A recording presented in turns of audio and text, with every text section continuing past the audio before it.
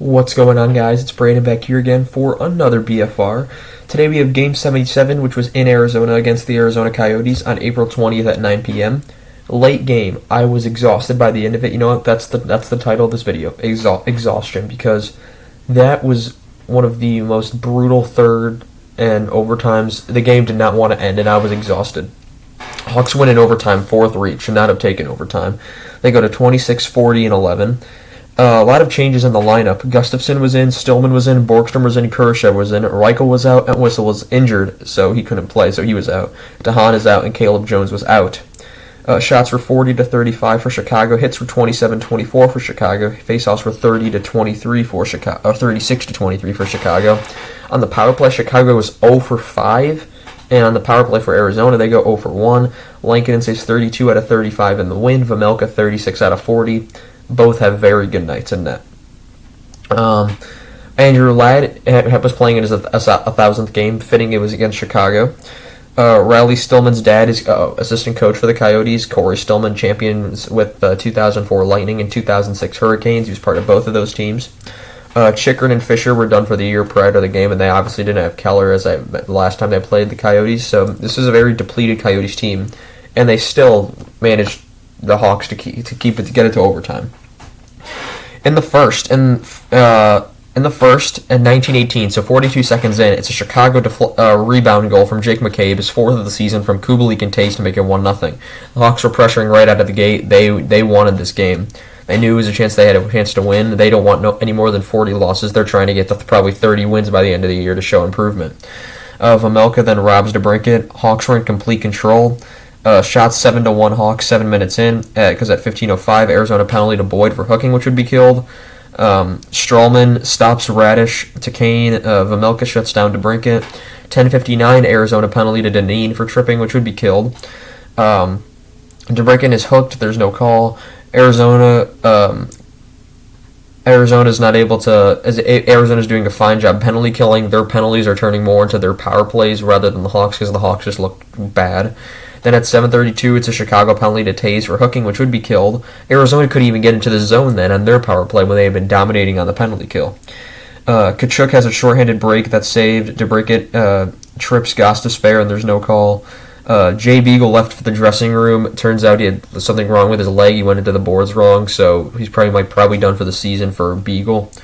Then at 4:28, it's a Chicago rebound goal from Dominic Kubalik, 14th of the year from Tays and Tyler Johnson to make it 2-0.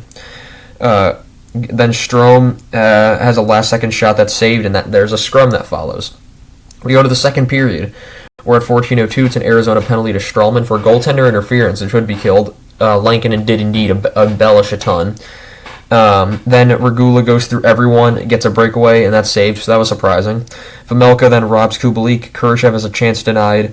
Then at 7:17, Arizona goal by Barrett Hayden, his 9th of the season from Schmaltz and Ladd. So if Ladd gets appointed his 1,000th game, it makes it 2-1. It was reviewed because there was a lot of scramble in front, and it just barely crossed the goal line, so it's 2-1.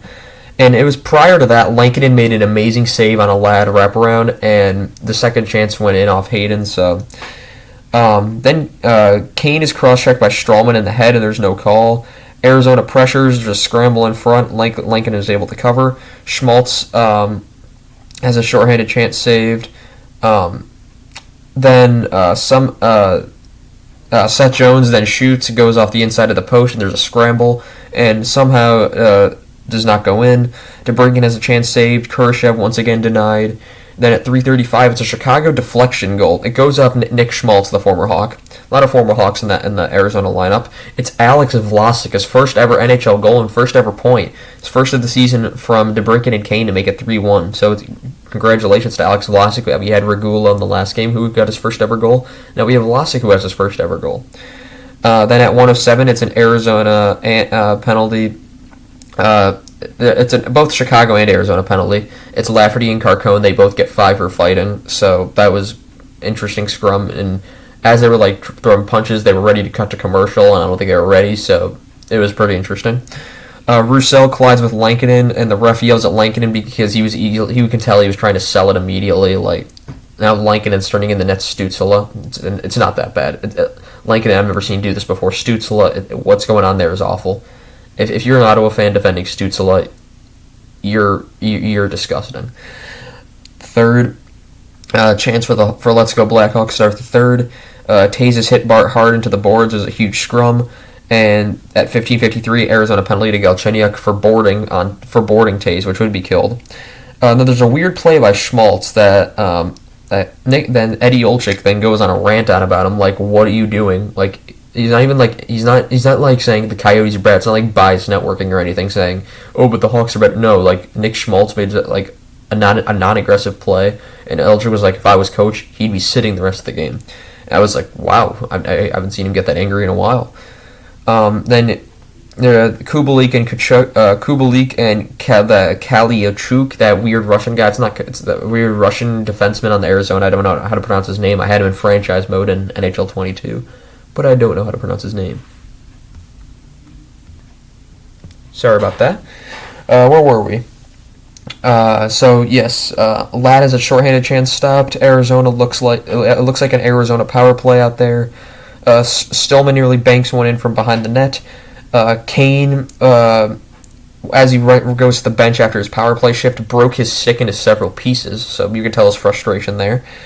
Too much passing, no shots. To break it, and Kane pass up shots and chances, and that leads to Stillman getting that chance. 10-18, it's an Arizona goal to Nathan Smith, his first of his career. He's a rookie from Kessel and Galchenyuk, and it was a great setup by Kessel. Phenomenal play to make it 3-2. Then at 7:45, there's a scrum, and that leads to Chicago and Arizona both getting penalties. Regula and McBain both for roughing, 4-on-4.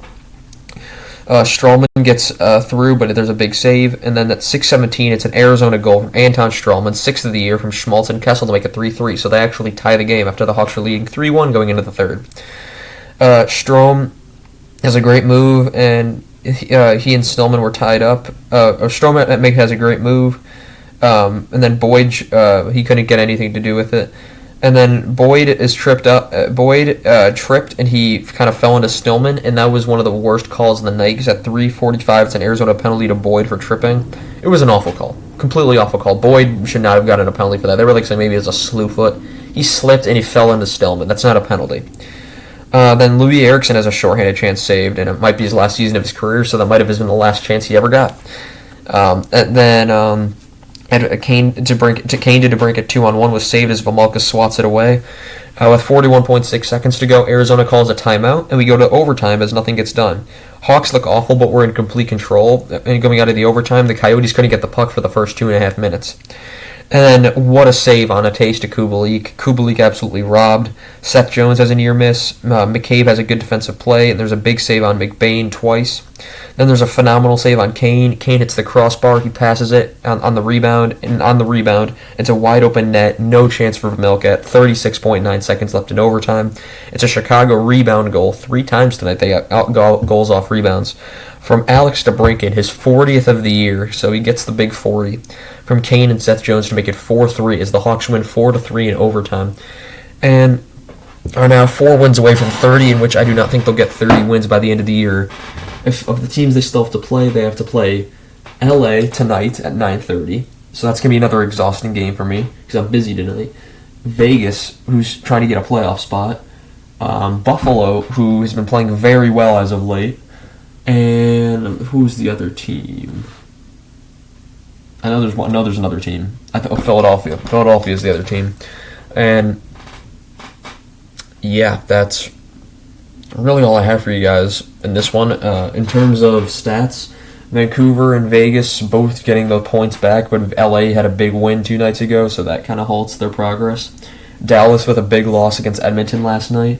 Winnipeg's basically out of it. I'm pretty sure if any of a certain amount of teams win tonight, it's over for them.